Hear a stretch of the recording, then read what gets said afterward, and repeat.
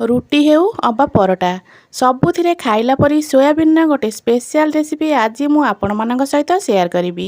ନମସ୍କାର, ମୁଁ ରଶ୍ମି ୟୁଟ୍ୟୁବରେ ଆପଣମାନଙ୍କୁ ସ୍ୱାଗତ। आशा करुँची आपण मानक आज रेसिपीटी बेस पसंद आसो। भिडियोटा को फुल वाच करेंगे।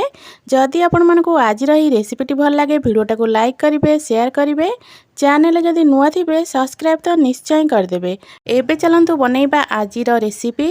आज सोयाबीन रेसिपी बनवाई मुझे 200 ग्राम सोयाबीन नहीं जाइए।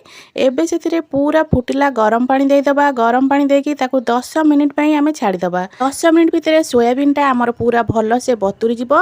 भल से ठंडा हो सारा पर भल से चुपुड़ीकिना गोटे बाउल को काढ़ीदबा। ये देखो सोयाबीन की मुझे चुपुड़ीकिना गोटे बाउल को काढ़ी देछि। एबे से गोटे चामच भला दौची कॉर्नफ्लावर। जदि आपण मन पारे कॉर्नफ्लावर नथिबो तो चाउल गुंड मध्य नहीं पारिबे। एबे से देइथिली स्वाद अनुसार लूण, लंका गुंड हाफ चामच, अदा रसुण पेस्ट देइथिली गोटे चामच। एबे सब मसला देकिना हाथ में भल से टिके गोळेई देबे। मसला सहित सोयाबीन ये भल से गोले गाणी आकु रखा साइड्रे। एबे गोटे गैस रे पैन बसैची। पैन गरम है से 2 रु 3 चामच भाया सोरिष तेल देती। तेल आमर भल से गरम हो सारा पर गोटे पियाज को काटिकिना तार एमती पाखुड़ा काढ़ी रखी। एबे ताकू आमे देदबा पैन रे।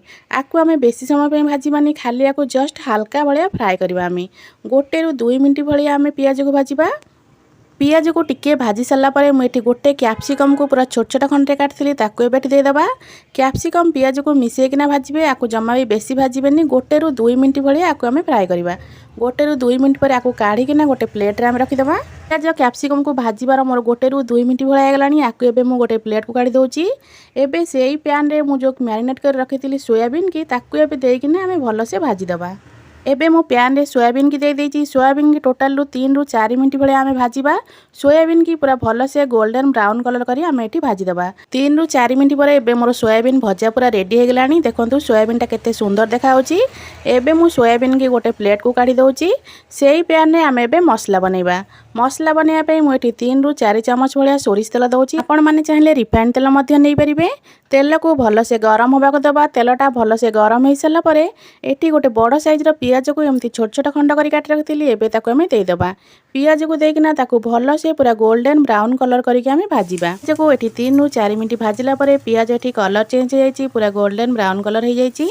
एबे सेतरे मु 2टा टमाटो को दे दोछि। टमाटो को छोट छोट खंड रे काटिथिली ताकू एबे एथिरे देदबा। टमाटो को देकिना सेथिरे एबे अल्प लूण दबा। लूण देले टमाटोटा हमर जल्दी सॉफ्ट हो जाई थाए। तो ये मुझे अल्प लुण दे देती। एबे टमाटो देहरे लुण को आम भल से गोलई दबा। गैस फ्लेम को लो रखिकी आकु एमती एपट सेपट करके 3-4 मिनिट पर्यंत भाजबे।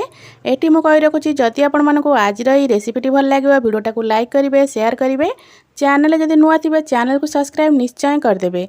एटी मोर 3 रु 4 मिनिट भाया हो गलानी टमाटो को भाजबा। एबे से मु 2 रु 3 चामच भाया अदा रसुण बटा देती।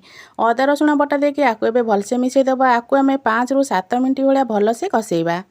मसला को कसैबार एठी मोर टोटाली 5 मिनिट होता। एबे से मु अल्प गुंड मसला दोची।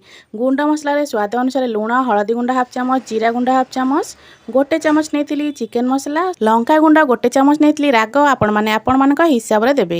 एबे सबू मसला को आमे भल से मिसई दबा। मसला टिके सुखा सुखा लागुतला सेथिरे मु अल्प पानी देथिली। एबे मसला को आमे भल से आउरी 5 रु 6 मिनिट भाया कसैबा।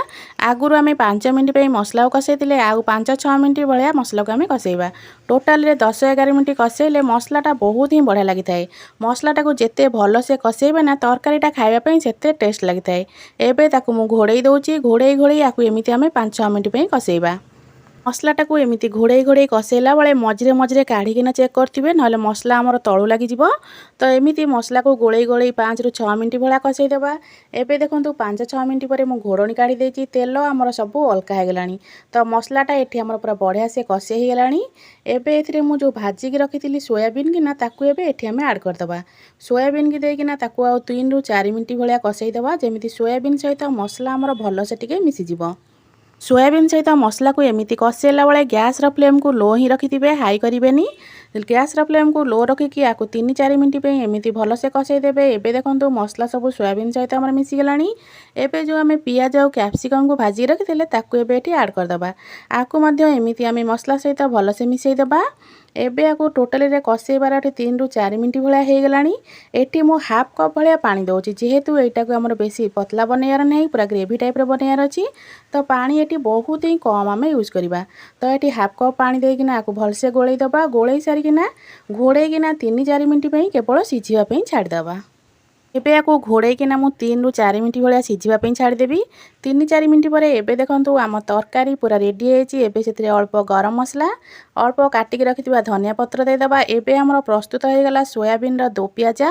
ଆକୁ ଆପଣମାନେ ରୁଟି ହେଉ, ପରଟା ହେଉ, ନାନ୍ ହେଉ, କେଉଁଥିରେ ବି ଖାଇବେ ବହୁତ ହିଁ ବଢ଼ିଆ ଲାଗିଥାଏ। ଆଶା କରୁଛି ଆପଣମାନଙ୍କୁ ଆଜିର ରେସିପିଟି ବେଶ୍ ପସନ୍ଦ ଆସିଥିବ। ଯଦି ଆପଣମାନଙ୍କୁ ଆଜିର ରେସିପିଟି ଭଲ ଲାଗିଥିବ ଭିଡ଼ିଓଟାକୁ ଲାଇକ୍ କରିବେ, ସେୟାର କରିବେ। ଚ୍ୟାନେଲରେ ଯଦି ନୂଆ ଥିବେ ସବସ୍କ୍ରାଇବ୍ ତ ନିଶ୍ଚୟ କରିବେ। ଜୟ ଜଗନ୍ନାଥ।